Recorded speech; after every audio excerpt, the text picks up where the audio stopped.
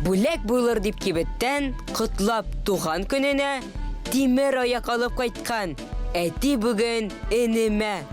Моннан соң ди, абыеңа инде булмас күңелсез. Бүгеннән ди, шугалакка бергәләшеп йөрерсез.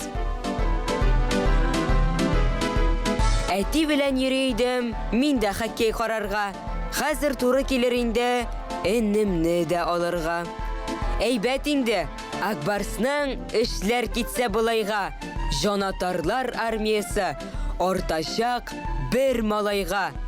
Энем дә җанатар булса, безнең тырышлык белән Акбарс тагын чемпион булып калыр. Кем белә?